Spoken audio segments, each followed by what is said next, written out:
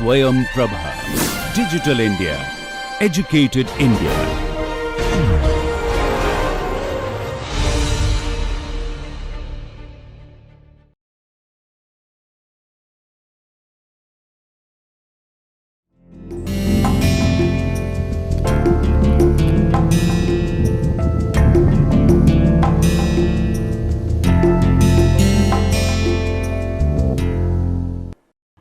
Welcome to lecture 12 of the course on econometric methods for statisticians, data scientists and data engineers. The title of this lecture is Model with Autocorrelated Disturbances. While applying the method of least squares and developing OLS estimators for the regression parameters, one of the basic assumption is that the disturbances are uncorrelated. Actually, the correlation among disturbances also represents some kind of data structure. And if the correlation is present and if we are ignoring the correlation, it means we are losing some kind of information. We are not properly using the data structure. So, obviously, we are losing the information and it leads to inefficient estimator.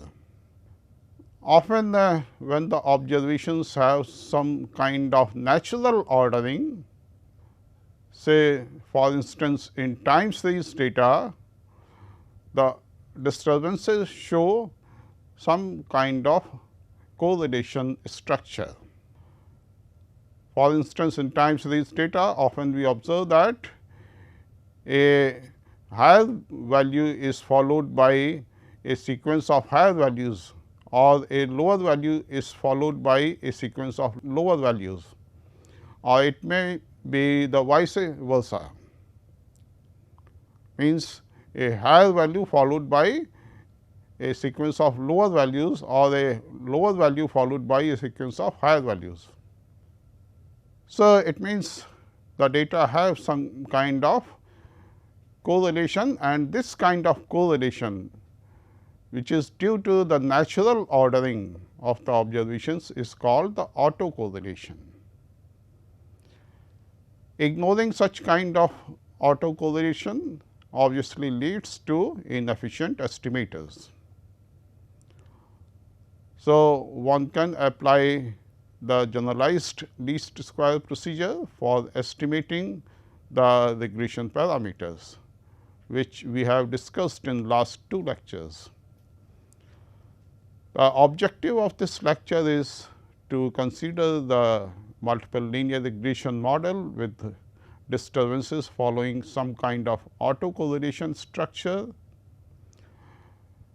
We will develop the estimator for the regression parameters. We will also observe the effect of autocorrelation on the OLS estimators, and then we will also consider some testing procedures for testing the presence of autocorrelation in the data. So, now we consider the model with autocorrelated disturbances. So, our model is y equal to x beta plus u, and u t is the tth term of the disturbances vector u. T takes values from 1 to n, and we assume that u t's are pairwise autocorrelated, and the pairwise autocovariances are expectation of u t plus s equal to gamma s. So, gamma s gives you the covariance between u t and u t plus s, and we assume that this gamma s does not depend upon t, it just depends upon the lag, means u t plus s minus t, that is s. S takes values 0, plus minus 1, plus minus 2 and so on. So, gamma s is the autocovariance of lag s. For s equal to 0, you have gamma 0 equal to expectation of u t square, which gives you sigma square u. So, gamma 0 is equal to sigma square u, the variance of u t. Then autocorrelation of lag S is rho S equal to gamma S upon gamma 0,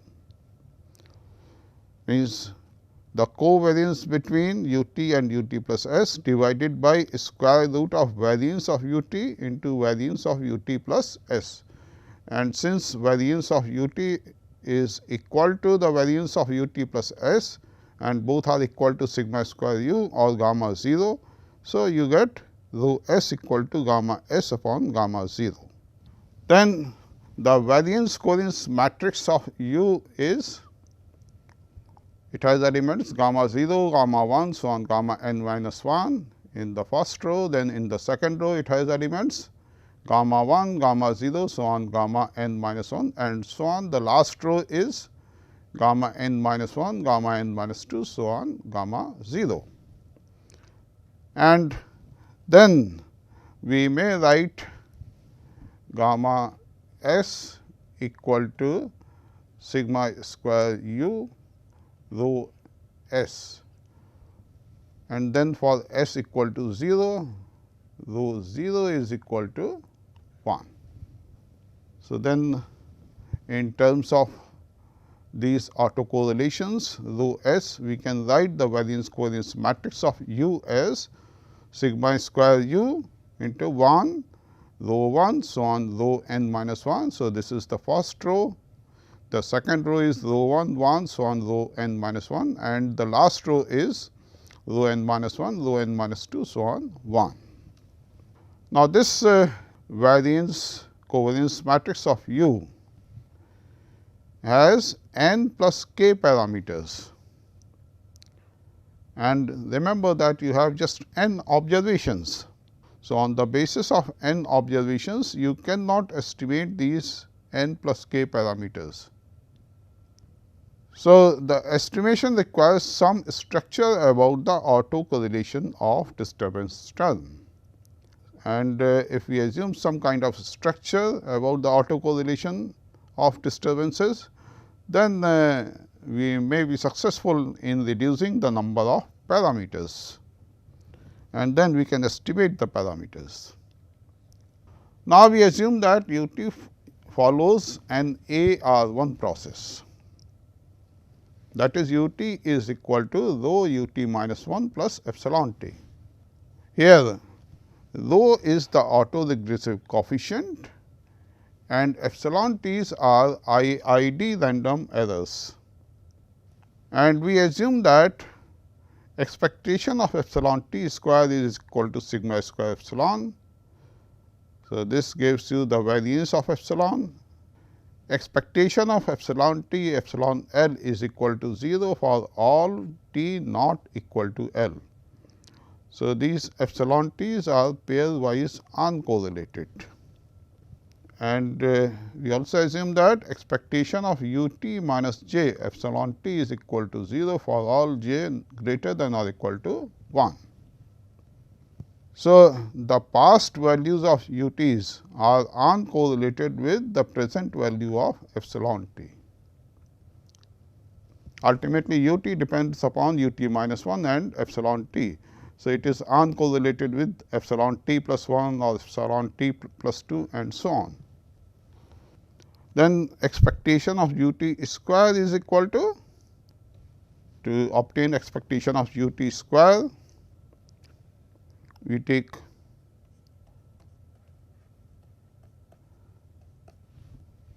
square of rho u t minus 1 plus epsilon t and then we take expectation. So, expectation of rho square u t minus 1 square plus epsilon t square plus 2 times u t minus 1 epsilon t.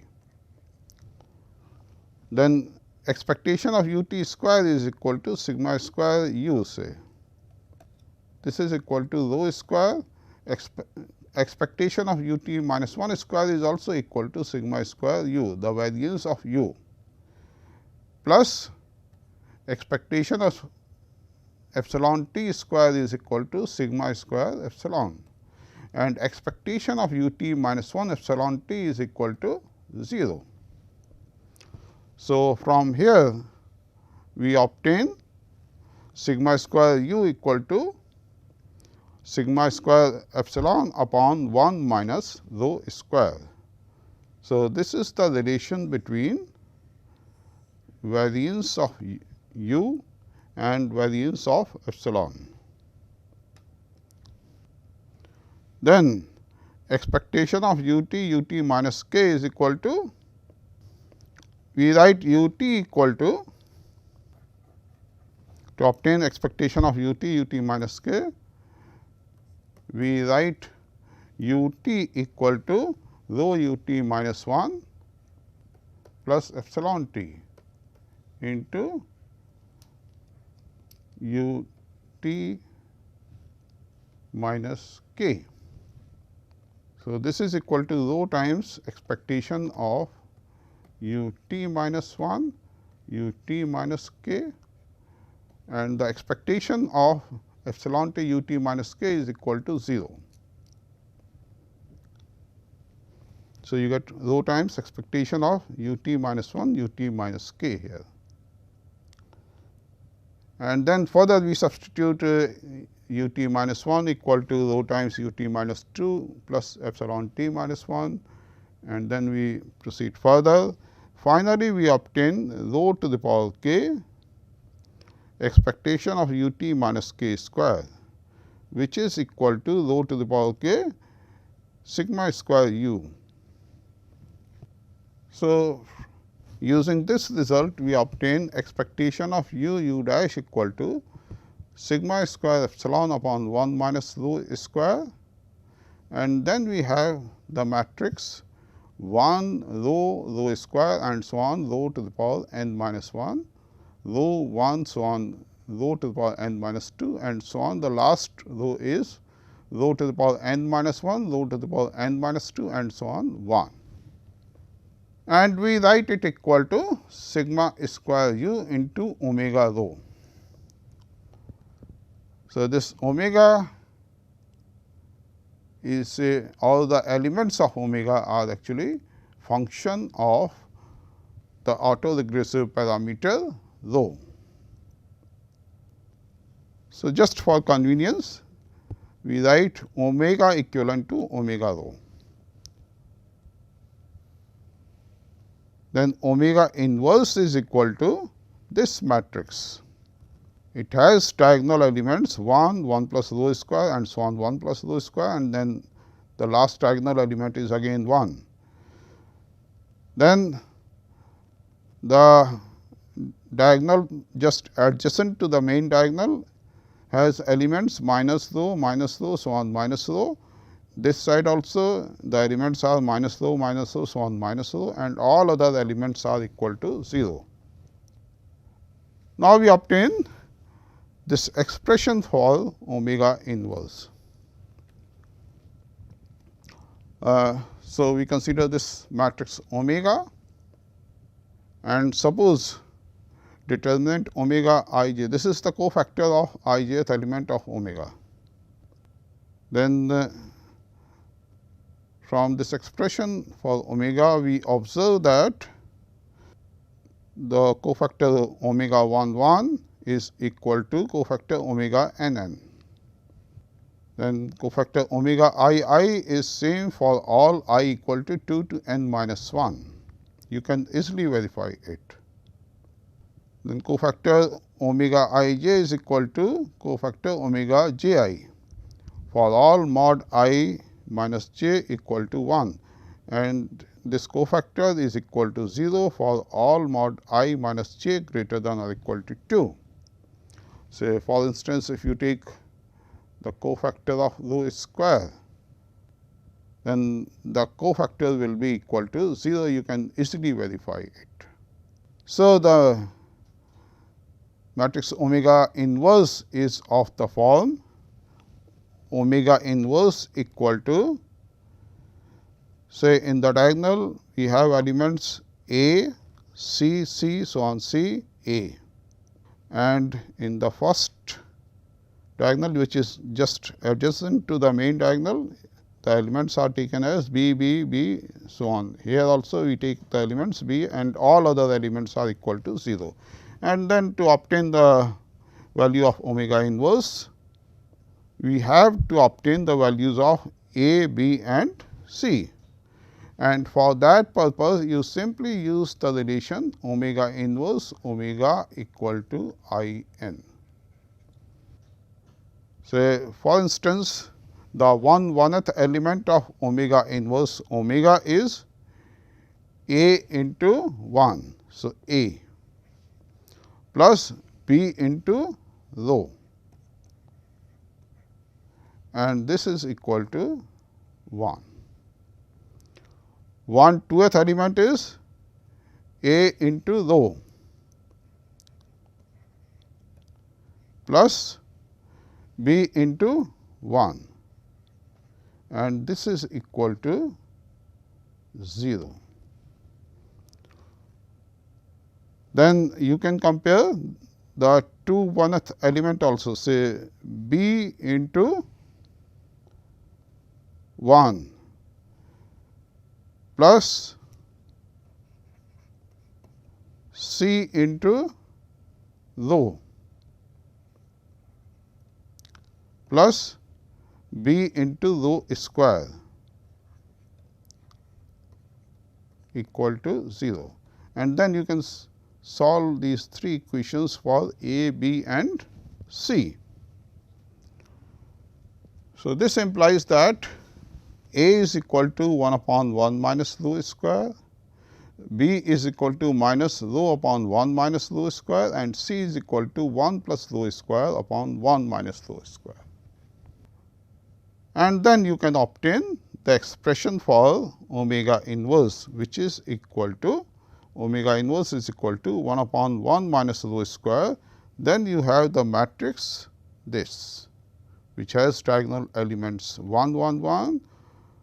Then the adjacent diagonal is minus rho, so on minus rho in both sides, and all other elements are equal to 0. So, this is how you can get the expression for omega inverse.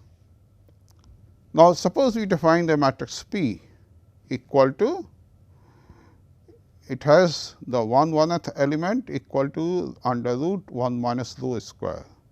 Then all other elements of the first row are equal to 0. Then the second row has elements minus rho 1, and then all other elements are equal to 0.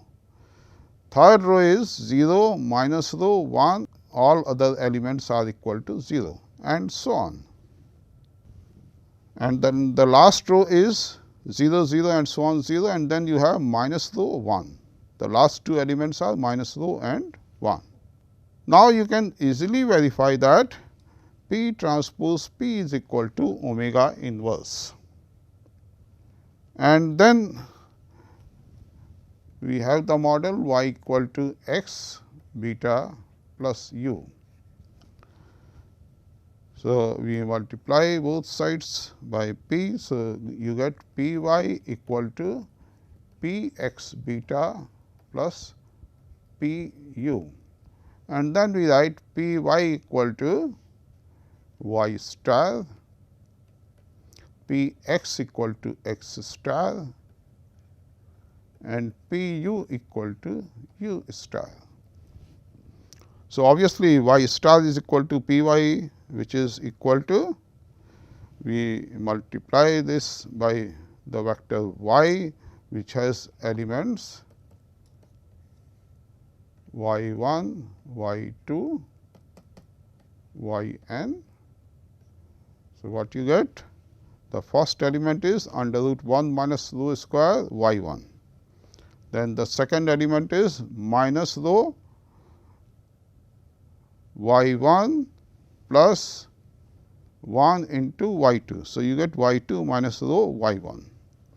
Then the third element is minus rho y 2 plus 1 into y 3. So, you get y 3 minus rho y 2, and so on. The last element is y n minus rho y n minus 1.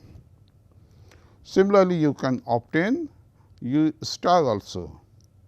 say the first element of u star is under root 1 minus rho square u 1, then the second element is u 2 minus rho u 1 and so on. Then x star is equal to p x.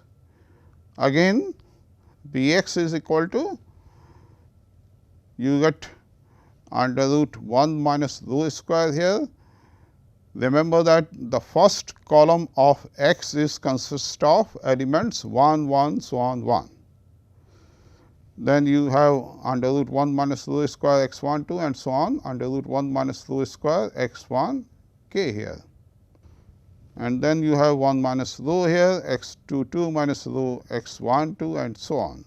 So, you get this matrix x star, and then you can write the model as, say, the first observation after making the transformation p y equal to p x beta plus p u becomes under root 1 minus rho square y 1 equal to under root 1 minus rho square x 1 transpose beta plus under root 1 minus rho square u 1, and then you get y t minus rho y t minus 1 equal to x t minus rho x t minus 1 transpose beta plus u t minus rho u t minus 1. Now, here u t minus rho u t minus 1, this is equal to epsilon t for t equal to 2, 3, so on n. And these epsilon t's are identically independently distributed, and these are also independently distributed of u 1. So, after making this transformation, the disturbances satisfy the assumption of independence. So, now you can apply the method of ordinary least squares, which is actually the GLS estimator. You are applying OLS to this transformed model, and this results in the GLS estimator for beta. So, we write it B GLS, then B GLS is equal to x star transpose x star inverse x star transpose y, or this is also equal to x transpose omega inverse x inverse x transpose omega inverse y. Now, we consider some possible reasons for the presence of autocorrelation. Say, suppose your true model is y t equal to beta 1 plus beta 2 x 2 t plus beta 3 x 3 t plus u t, and then by mistake you have omitted this variable x 3 t from the model. You have not incorporated this variable x 3 t in the model. So, your misspecified model is y t equal to beta 1 plus beta 2 x 2 t plus w t, say. And suppose this omitted explanatory variable x 3 t follows an AR 1 process, x 3 t equal to theta x 3 t minus 1 plus v t. Then for this misspecified model, w t is equal to beta 3 x 3 t plus u t. This is the pseudo disturbance term for the misspecified model. Now, if you take w t minus theta w t minus 1, then w t minus theta w t minus 1 is actually equal to, we substitute w t equal to beta 3 x 3 t plus u t. So, you get beta 3 x 3 t plus u t minus theta beta 3 x 3 t minus 1 plus u t minus 1. Then this is equal to beta 3 x 3 t minus theta x 3 t minus 1 plus u t minus theta u t minus 1. Then x 3 t minus theta x 3 t minus 1 is equal to V t. So, we get beta 3 V t here plus u t minus theta u t minus 1. So, you can write W t equal to theta W t minus 1 plus epsilon t, where epsilon t is equal to this. And these epsilon t's are identically independently distributed. So, this W t follows an AR1 process, this process. And in this misspecified model, we get the disturbances following AR1 process because of the misspecification error. We have wrongly omitted this variable x 3 t from the model. So, because of this misspecification and since this x 3 t follows an AR1 process, this error is reflected in the form of AR1 disturbances in the misspecified model. Now, we take another example. Suppose our true model is y t equal to beta 1 plus beta 2 x 2 t plus rho y t minus 1 plus u t, and your misspecified model is y t equal to beta 1 plus beta 2 x 2 t plus w t. So, in fact, in the true model you have a term rho y t minus 1, means one period lagged value of y is also there in the true model, but in the misspecified model you have omitted this lagged value of y t. So, in the misspecified model W t is equal to rho y t minus 1 plus u t. So, this is the pseudo disturbance term for 12, that is for the misspecified model.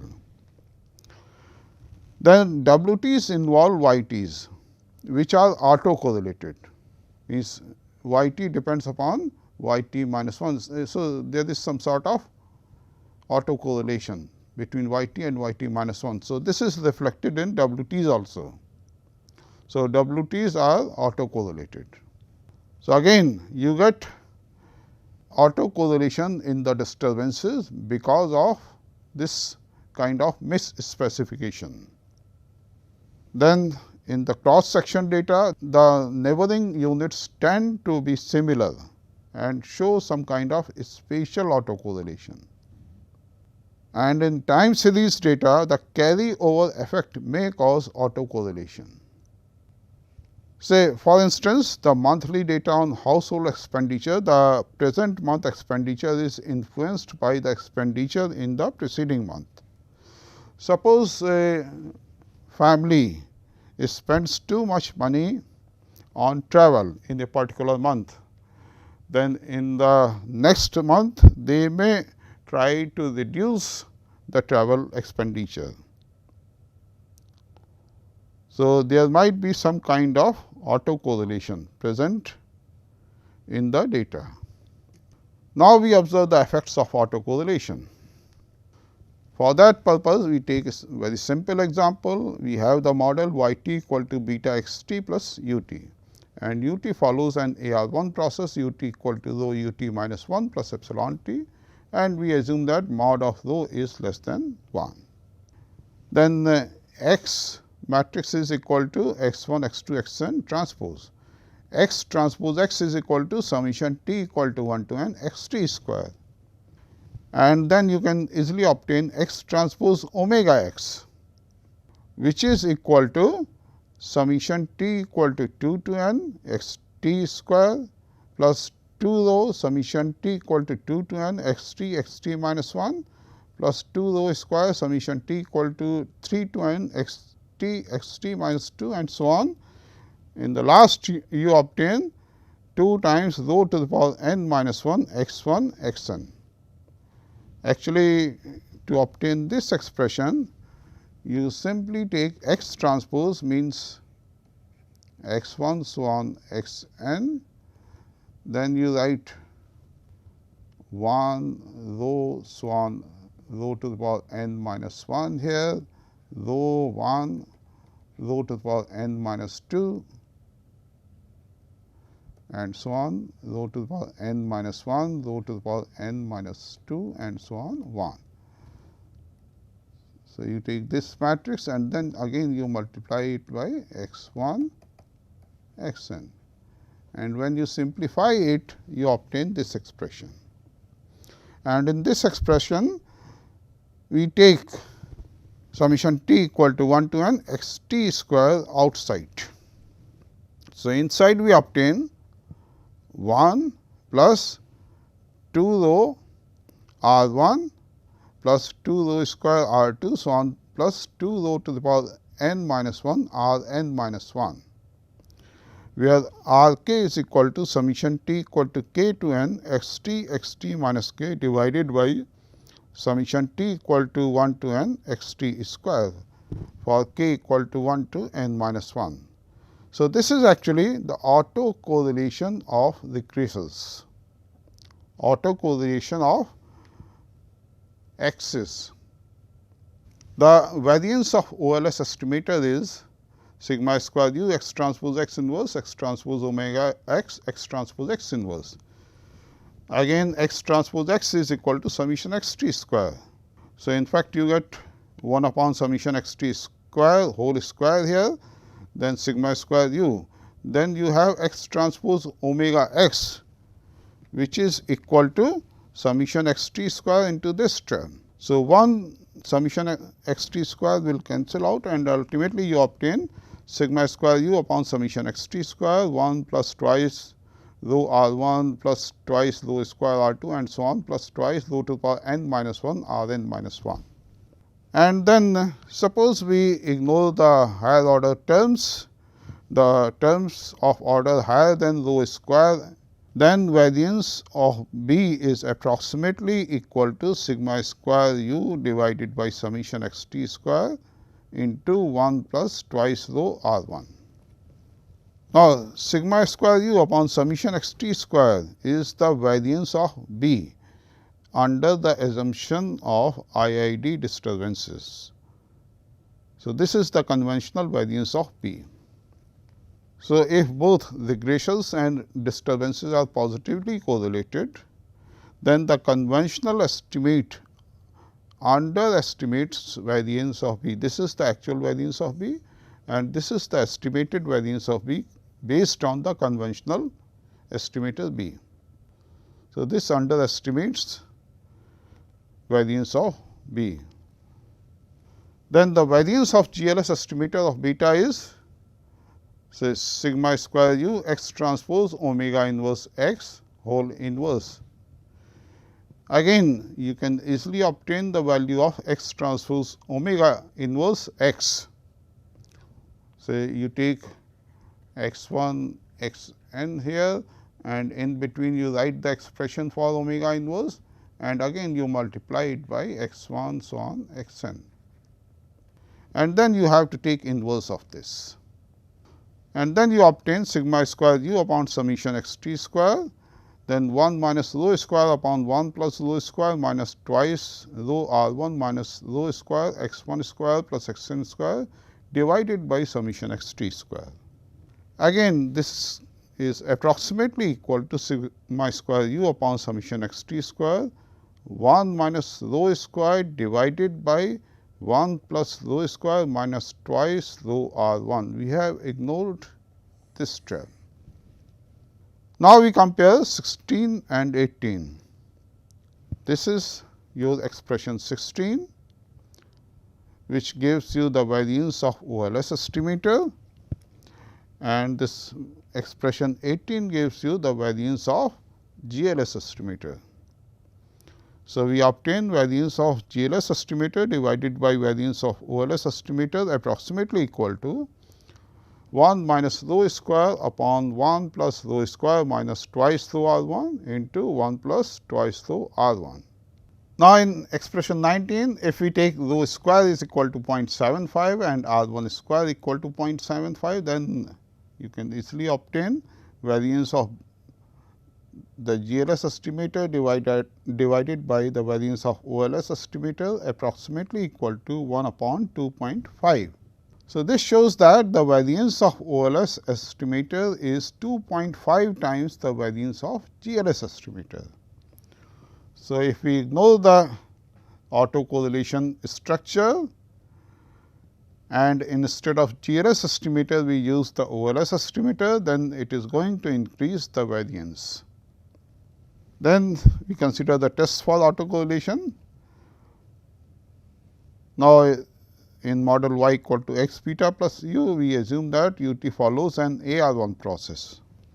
Then we have to test the hypothesis rho equal to 0 against H1, rho not equal to 0. Then test is about UTs, and under H naught expectation of ut transpose is equal to sigma square u I n. So, one may think of using OLS residuals. You can think that let us estimate u by E and then we check whether E's have autocorrelation structure or not. But the problem is that E is equal to y minus x v, which is equal to m u.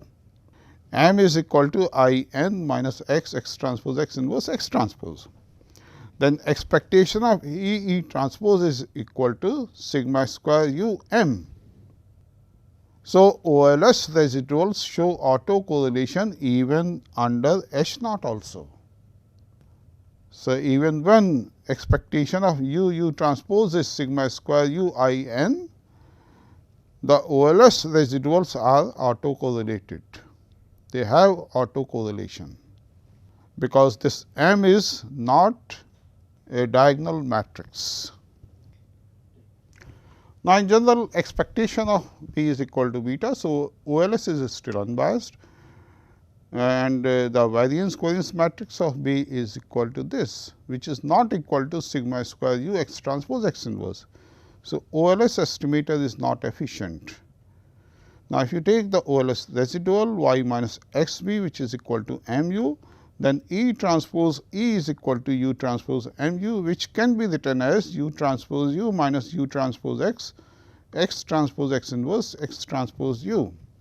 Then expectation of E transpose E is equal to expectation of u transpose u, and then actually expectation of u transpose u is equal to sigma square u trace of omega. And remember that the diagonal elements of omega are equal to 1.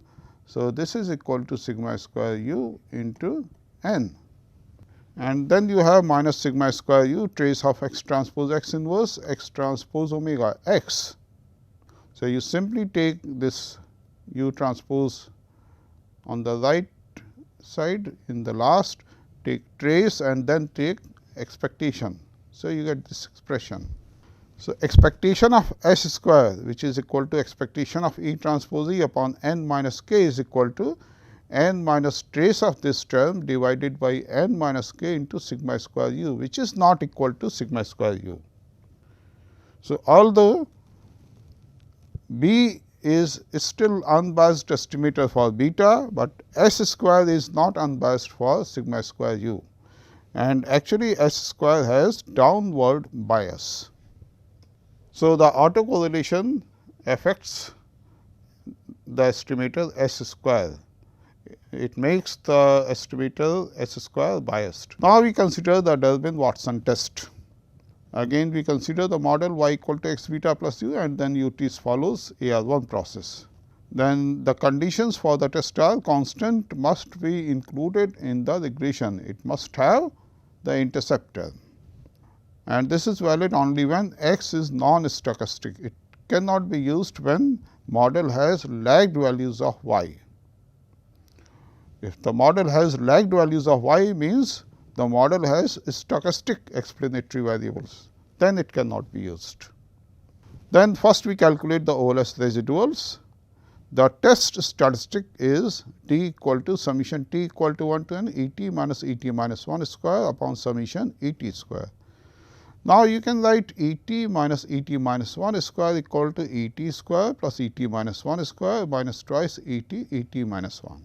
So, you get this expression, and then for large n, summation t equal to 2 to n E t square is approximately equal to summation t equal to 2 to n E t minus 1 square, and this is approximately equal to summation t equal to 1 to n E t square. So, if we consider this part, approximately this part is equal to 2, and then you have minus 2 times we take this part, which we write as rho head. So, this is equal to 2 times 1 minus rho head. Rho head is equal to summation E t minus 1 upon summation E t square. This is the autocorrelation of ease.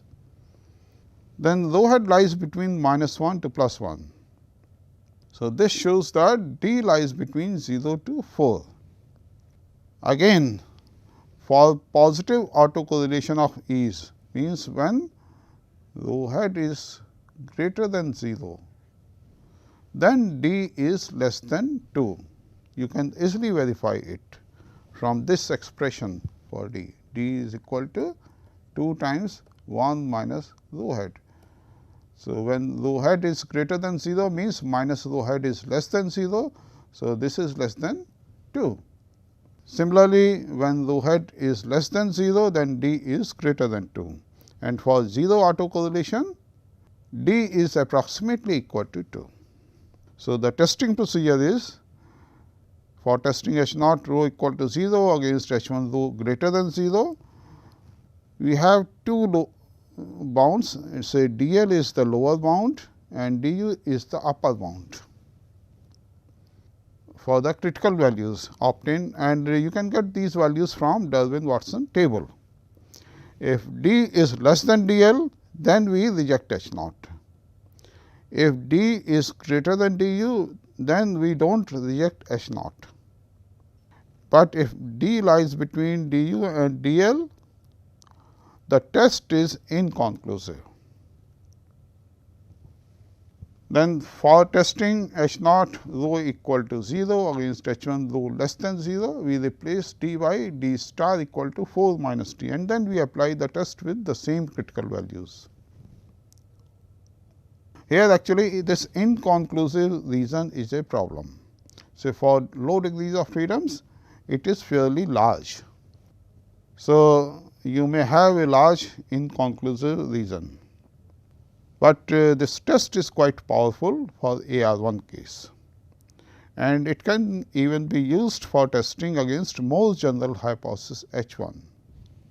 Means suppose your H 1 is instead of AR1 process, under H 1 we assume that UT follows AR2 process or MA2 process, even then you can use this test procedure. Then d converges in probability to 2 1 minus rho as n tends to infinity. So, this gives you another consistent estimator for rho.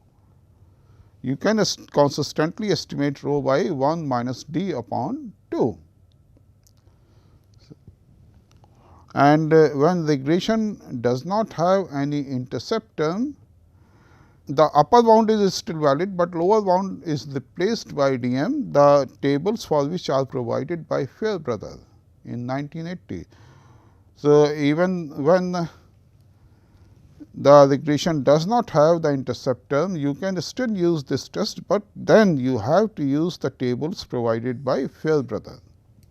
And these are the values actually provided by Fairbrother when we exclude the intercept term. Now, we consider Bruch-Godfrey test for testing the autocorrelation. So, H naught is the hypothesis that there is no autocorrelation, and H 1 is the hypothesis that UT follows a RG process or MAG process. and we assume that the value of G is known, and this is the ARG process. UT depends upon past G values of UTs, UT minus 1, UT minus 2, so on UT minus G. And this is the MAG process, where UT is equal to epsilon t plus rho 1 epsilon t minus 1, so on plus rho G epsilon t minus G. And these epsilons are IID following having mean 0 and variance sigma square epsilon. Then the steps for Bruch-Godfrey tests are: first we obtain the OLS residuals E t, then we regress E t on x t, E t minus 1, so on E t minus G, where this in this x t 1 is 1 and then x t is equal to x t 1, so on x t k. Obtain r square, then n minus r square asymptotically follows chi-square distribution with g degrees of freedoms under H naught. So, when we regress E t on all these variables, then we also get the value of r square, and then your test statistic is n times r square. The only problem with this test is how to choose the value of G. Then we consider Darwin H test. It is used when regression contains lagged values of y. Notice that you cannot use Darwin Watson test if the model contains lagged values of y, but this Darwin H test can be used in even when your model has lagged values of y. So, your model has y t minus 1, y t minus 2, so on y t minus r. So, r lagged values of y, and then these are the explanatory variables x t 1, so on x t k minus r plus u t, and u t follows A R 1 process. B 1 is the OLS estimator of beta 1, and variance B 1 hat is the estimator of variance of B 1.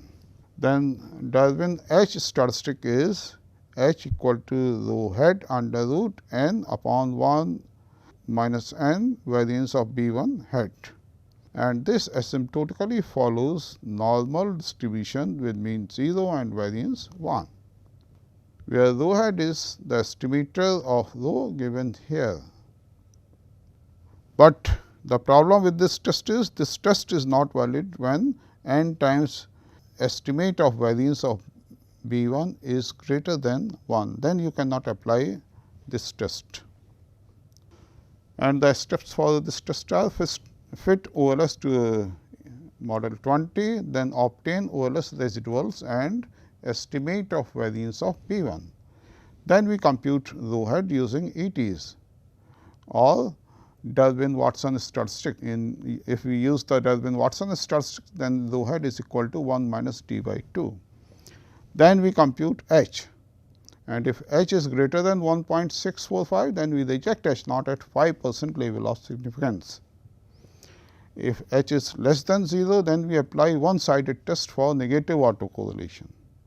And when n estimate of variance of B 1 is greater than 1, then an asymptotically equivalent test is, say, if we fit OLS regression to 20 and then obtain residuals, regress E t on E t minus 1, y t so on y t minus r, x t 1 so on x t k minus r, and if using t test the coefficient of E t minus 1 is significant, then we reject H naught. So, this is simple.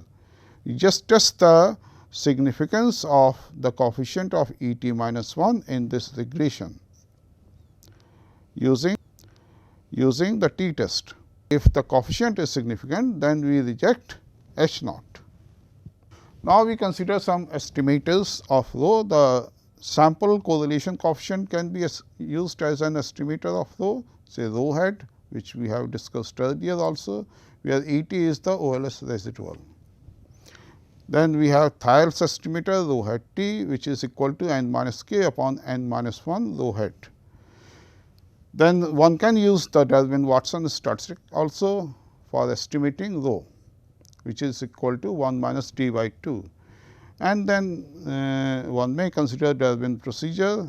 We write the model in this form, y t equal to beta naught 1 minus rho plus rho y t minus 1 plus beta x t minus rho beta x t minus 1 plus epsilon t.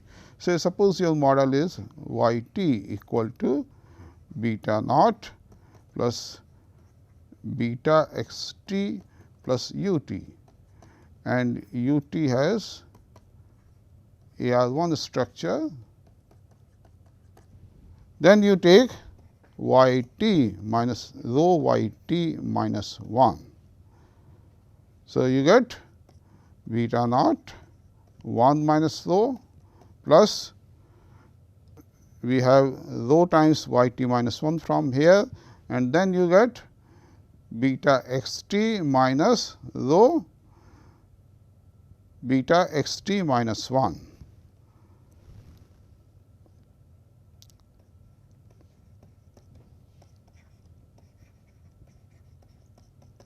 And then we have u t minus rho u t minus 1, which is equal to epsilon t. So, you get this model. So, we write the model in this form. Then apply OLS to 21, and we estimate rho as coefficient of y t minus 1. You simply obtain the estimator of rho from here. And one can use Cochran-Orcutt procedure also, obtain rho hat, and then we replace rho by rho hat in 21, and then we get this equation. And then we apply OLS to this equation 22 and estimate beta naught star and beta as beta naught star hat and beta hat from here. And then we replace beta naught star and beta in 22 by their estimators. Again we calculate the residuals, and then we estimate rho. And then we iterate this procedure unless the procedure converges. Then there are some other methods for estimating rho, say Hildreth-Lew procedure or grid search procedure or Preece-Winston procedure or maximum likelihood procedure. Well, I am not going to discuss all these procedures here in details. So, in this lecture we have discussed the multiple linear regression model when the disturbances follow autoregressive process. In particular, we have considered the process when disturbances have AR1 process. We also observed the properties of the OLS estimator when we ignore the actual present autocorrelation structure. And then we have discussed how ignoring some of the relevant variables and using misspecified model may generate autocorrelation structure. We also discussed different tests for testing the autocorrelation in disturbances. So, I am going to stop here. Thank you.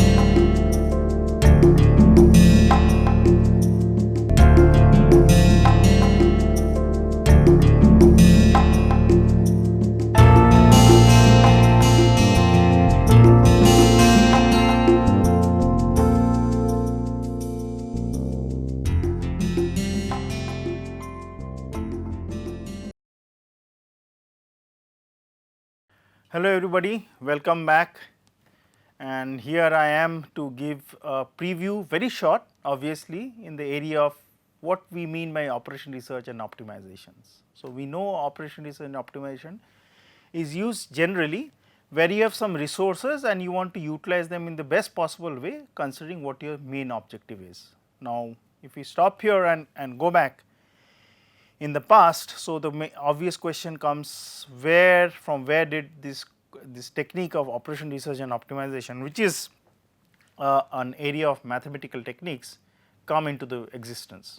So, generally even though the work has started from areas of mathematics, economics, but generally it is considered that operation research and optimizations were very heavily used, and it became popular during World War II in trying to schedule different resources, manpower, armaments, considering there were resource constraints, time constraints and space constraints and so on and so forth.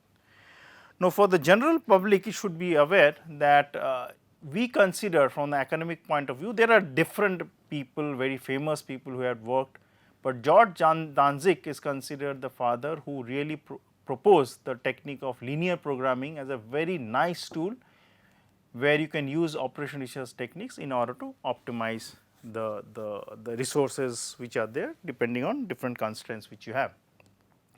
And after that, things have really moved very fast, they have been developing throughout the world, they have been usage, they are different type of societies, so on and so forth.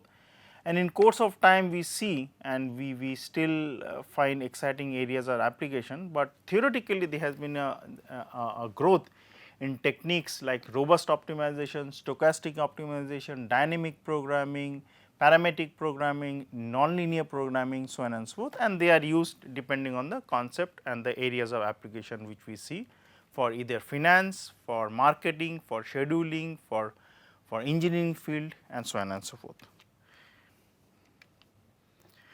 Now, application of OR and optimization, if somebody asks, is a very difficult question to answer, because if I start now, it will almost take about 1 hour to give you all the areas of application of optimization operation research are. But to keep it very brief, considering that you are all ready and eager to take that as a subject, I will just highlight the areas of applications, some of which are in scheduling, in assignment problem, in facility location, like you want to build up a factory, you want to build up some storehouse, so on and so forth. It is used in network flows, like you want to transport some goods, transport manpower from one area to another area. So, how we will try to basically do it in the best possible way. What is best would obviously depend on how you are trying to use optimization as a tool in different areas. It can be used, operation research and optimization can be used in health services, in financial portfolio management, asset liability management, game theory and so on and so forth. Now, in the recent past, even though it is very well known, but still I would like to highlight the point that the computing powers and the techniques of operation research and obviously in statistics has exponentially grown.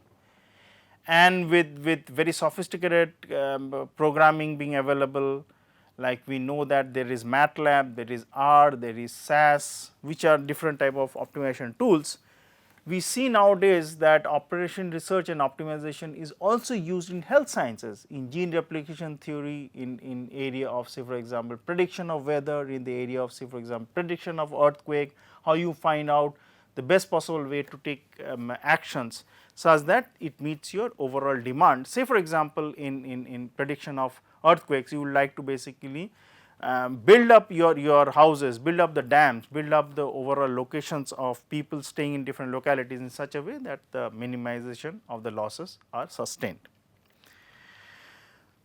Furthermore, after the advent of computing and advent of different techniques, we see many meta heuristic and heuristic techniques are very heavily used in parlance of operation research and optimization by joining them together such that you get the best benefit. So, if the question arises what are the meta heuristic techniques, I would again be very brief, because again there is a huge amount of literature, huge amount of application areas, huge amount of research which are being done in the area of genetic algorithm, taboo search, ant colony optimization, simulated annealing, then in the area of particle swarm optimization, in the area of artificial immune system and so on and so forth. In the coming years, it is thought and definitely with some positive viewpoint that the area of multi-criteria decision making and multi-objective programming, where you use different type of tools and use the different advancement of optimization which has been made in such a way that you can basically optimize two different objective functions which are there in front of you, such that either if considering the area of finance, you can either maximize your return for the portfolio or minimize the risk also, or say for example, you want to basically have a layout such that Minimization of cost is one factor, and the maximization of, say for example, benefit which accrues to different type of users in this overall layout can be attained at the same time. So, obviously, it means that what we are seeing is a huge application of optimization along with different type of computing and heuristic techniques, such that in years to come this area of optimization would become one of the best tools where you accrue and get the benefits in the best possible way.